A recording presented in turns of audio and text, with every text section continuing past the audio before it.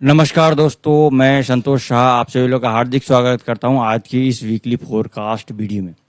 ये सप्ताह शुरुआत होगा आपको 16 जून से लेकर इस सप्ताह का एंड है आपको 20 जून तक। तो ये इस 5 दिन के अंदर में बहुत ही ज़बरदस्त उथल पुथल होने की संभावना है, क्योंकि बहुत तरह के का जो है हाई इम्पैक्ट न्यूज़ भी है और साथ ही साथ जियो पॉलिटिकल स्थिति जो वर्ल्ड में जो कॉन्फ्लिक्ट चल रहा है, खास करके वार का और ये ईरान और इसराइल का, उसका बहुत ज़बरदस्त इम्पैक्ट जो है मार्केट के ऊपर में पड़ने वाला है। और ऐसा दिख रहा है कि ये जो वार है बहुत ही ज़्यादा बढ़ सकता है और भी दूसरा कंट्री इन्वॉल्व हो सकता है, जो कि बहुत ही खतरनाक मूवमेंट को वो तैयार कर सकता है। तो ये स्थिति की वजह से ये जो सप्ताह है बहुत ही ज़्यादा डिफरेंट टाइप का सप्ताह हो सकता है। बहुत ज़्यादा स्पाइक डाउन साइड और अप साइड दोनों लग सकता है, इसलिए बहुत बढ़िया से जो है इस सप्ताह का जो ट्रेड को प्लान करना पड़ेगा, क्योंकि बहुत ही इम्पोर्टेंट है, बहुत ही अनसर्टन वाला सप्ताह हो सकता है। इसलिए बहुत ही सावधानी से ट्रेड करना चाहिए, या तो फिर इस वीक में ट्रेड को अवॉइड भी करना चाहिए। सबसे पहले हम चलेंगे फॉरेक्स फैक्ट्री की वेबसाइट में। तो यहाँ आ गए हैं हम फॉरेक्स फैक्ट्री की वेबसाइट में। तो यहाँ पर देख रहे हैं 16 तारीख को बहुत ज़्यादा इम्पैक्ट वाला न्यूज़ नहीं है, और 17 तारीख को आपको दो हाई इम्पैक्ट न्यूज़ है। 17-18 तारीख को आपको हाई इम्पैक्ट न्यूज़ के साथ साथ जो है आपको जो FOMC न्यूज़ है वो है, जिसमें कि रेट कट हो भी सकता है, नहीं भी हो सकता है, या रेट कट या तो पोस्ट भी हो सकता है। तो ये इसका इफेक्ट मार्केट के ऊपर पड़ता है जो कुछ भी हुई।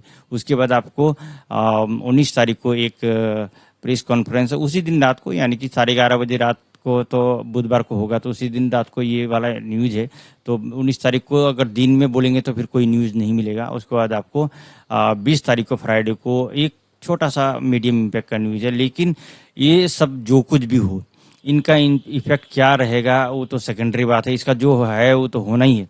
लेकिन सबसे बड़ा इफेक्ट जो वार में पड़ता है गोल्ड में और US डॉलर में, तो वो उसका आप सभी लोगों को पता है। इसलिए बहुत ही सावधानी से, और ज़्यादातर जो है खास करके गोल्ड में अगर देखेंगे तो सेफ हेवन के तौर पे देखा जाता है गोल्ड को, और लोग उसमें इन्वेस्ट करना ज़्यादा पसंद करते हैं। इसलिए इस टाइम पे जो है गोल्ड बहुत ही ज़्यादा स्पाइक लगा सकता है अप साइड की ओर, और बहुत सारे लोग प्रॉफिट बुक करेंगे। तो फिर आपको रिटेलर लोग तो प्रॉफिट भी बुक करेंगे, तो स्वाभाविक सी बात है कि वो डाउन साइड की भी और जो है मूव करेगा। तो बहुत ही डिफरेंट टाइप का मार्केट रहता है जब भी वार का सिचुएशन रहता है। तो बहुत ज़्यादातर हमें कोशिश क्या करना पड़ेगा, ये सब कुछ हम चार्ट के माध्यम से समझेंगे। सबसे पहले हम चलते हैं, इसके बाद CME ग्रुप के हिसाब से अगर देखेंगे तो आज से 3 दिन के बाद ये आपको FOMC का न्यूज़ है, और इसमें जो रेट चेंज होने का चांसेस जो है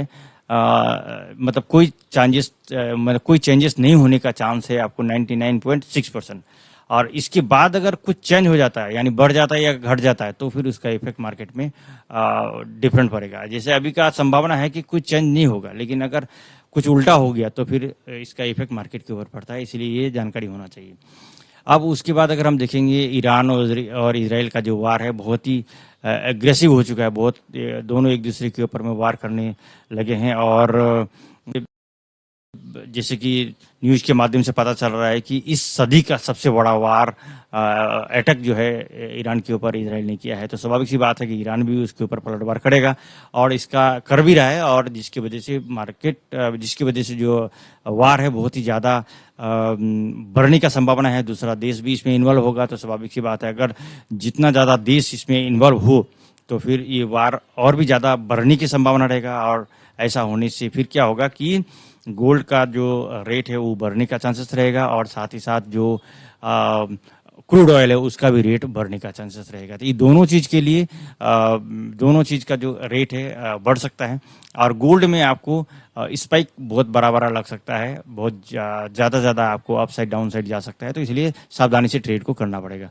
तो ये न्यूज़ पर ध्यान रखना पड़ेगा। और बहुत बार क्या होता है कि अचानक कुछ उन लोगों के बीच में बातचीत ऐसा चल गया जिसके वजह से वार जो है इंटरनली रुक जाता है, जिसका इम्पेक्ट हम लोगों को यानी खास करके ट्रेडर लोग को, रिटेल ट्रेडर लोग को जब तक पता चलेगा तब तक मार्केट बहुत ज़्यादा क्रैश हो जाता है। तो फिर क्या होता है कि लोग लगता है कि नहीं, अरे ये तो वार तो चल ही रहा है, वार होने ही वाला है, और लोग बाई में फंसे रहते हैं और वहाँ पर उन लोगों का इंटरनली वार खत्म हो जाता है। उसका इम्पेक्ट हम लोग को पता देरी से चलता है, तब तक मार्केट फिर बहुत ज़्यादा डाउन हो जाता है और फिर क्या होता है कि लोग वहाँ पर फंस जाते हैं। तो इन सब चीज़ों को थोड़ा सा ध्यान रखकर ट्रेड को प्लान करना पड़ेगा। ठीक है, हम चलते हैं अब चार्ट में, चार्ट के माध्यम से टेक्निकल चीज़ों को समझने का प्रयास करेंगे। यहाँ आगे हैं, ये मंथली का चार्ट है। मंथली का चार्ट के हिसाब से देखेंगे तो 1 2 3 4 5 6, जब से ये इस लाइन को ब्रेक किया है, ये 2800 का ऊपर ये जब से ही ब्रेक किया है उसके बाद से ही कंटिन्यू 4 महीना, ये 5वां महीना जो है ये बुलिश ही है।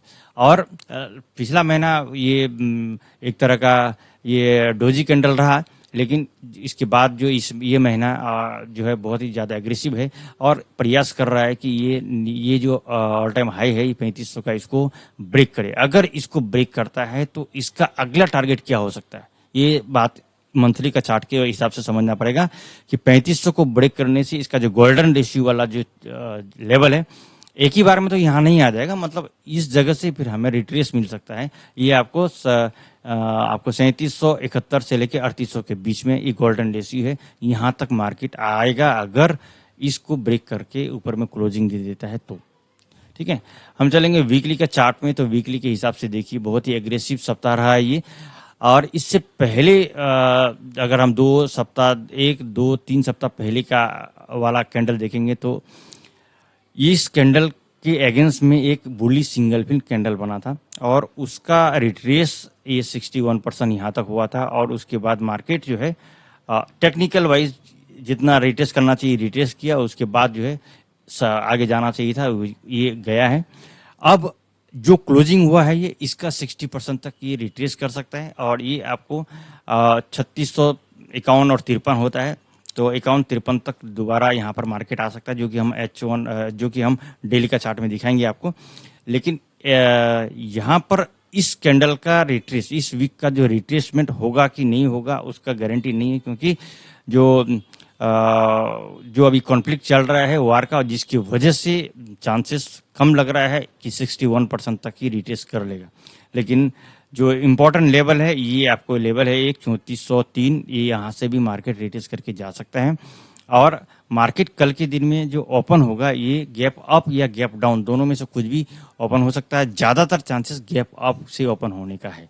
ठीक है, और ये सारा लेवल है, ये इसका ऑल टाइम हाई है और इसको ब्रेक करने के बाद आगे का लेवल मालूम है आपको 3700 के पास तक जाने का चांसेस रहेगा। और नीचे का लेवल ये सारा है आपको 3291, उसके बाद आपको 3246, उसके बाद आपको 3204 और नीचे में है आपको 3122। तो ये सारा लेवल है, इन सभी जगह पे मार्केट कभी भी आ सकता है, उसमें कोई दो राय नहीं है। लेकिन अब क्या हो सकता है अगर देखेंगे तो इसका 60% मैक्सिमम रिट्रेस लेके आगे जाना चाहिए, लेकिन जियोपॉलिटिकल हिसाब से इसका रिट्रेसमेंट उतना ज़्यादा बनने का संभावना नहीं दिख रहा है। हम चलेंगे H1 का चार्ट में। तो H1 का चार्ट के हिसाब से देखेंगे तो पिछला जितना सारा जो क्लोजिंग था हाई, तो उनसे ऊपर पिछला जो हाई का जो क्लोजिंग है देखेंगे तो 1 2, एक ये वाला और एक ये वाला, तो इसके ऊपर में भी ये वाला क्लोजिंग मिला है। तो स्वाभाविक सी बात है कि अगर क्लोजिंग वाला हाई है तो ये ऑल टाइम हाई पे क्लोजिंग के मैटर में अगर हम डेली के हिसाब से देखेंगे तो ठीक है। तो इसका मतलब है कि मार्केट जो है यहाँ से थोड़ा सा पुल बैक लेके अप साइड की ओर ही जाना चाहिए। अब कहाँ तक लेगा, तो अगर इसका हम रिट्रेसमेंट निकालेंगे तो एक पहला लेवल है 3410, तो 3410 तो इसका आपको फिफ्थ लेवल है।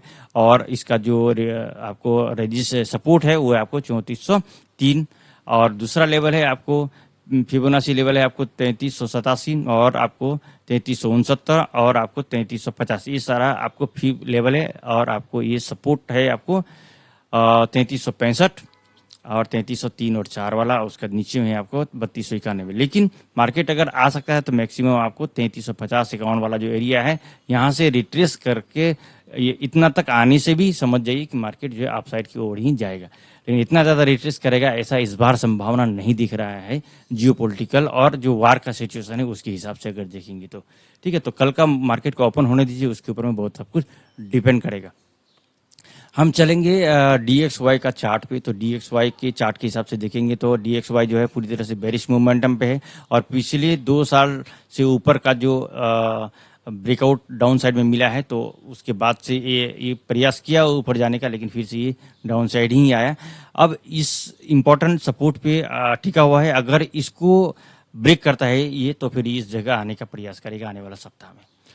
डे 1 के हिसाब से देखेंगे तो बिल्कुल इस डिसेंडिंग चैनल पे चल रहा है, तो अगर ये थोड़ा सा रिट्रेस किया ऊपर जाने का, लेकिन इसका जो ट्रेंड है उसको बरकरार रखते हुए हो सकता है कि आने वाला टाइम में ये जो है कल हो सकता है थोड़ा सा इस लेवल तक आके यहाँ से टच करके फिर से ये इस साइड पर आने का प्रयास करेगा। तो DXY जो है आपको इसका जो ट्रेंड है वो आपको डाउन ट्रेंड यानी कि बेरिश है और गोल्ड का बुलिश है। ट्रेंड के हिसाब से तो ये सारा कुछ चल रहा है, जियोपॉलिटिकल चीज़ को इन्फॉर्मेशन रखना पड़ेगा और उसके हिसाब से ट्रेड को प्लान करना पड़ेगा। तो दोस्तों ये था इन्फॉर्मेशन। मैं उम्मीद करता हूं कि ये जानकारी कुछ हद तक आप लोगों को फायदा करेगा। हमारा ये वीडियो बनाने का उद्देश्य है एजुकेशन, जिससे कि आप लोगों को कुछ जानकारी मिले और आप इसका कुछ बेनिफिट ले सके और अपना ट्रेडिंग का प्लान कर सके। अगर आप लाइव अकाउंट में ट्रेड करते हैं तो अपना एनालाइज कर कर ही ट्रेड को प्लान करें। अगर आप लोगों ने यहाँ तक वीडियो को देखा है, आप सभी लोगों को हृदय की गहराई से बहुत बहुत धन्यवाद।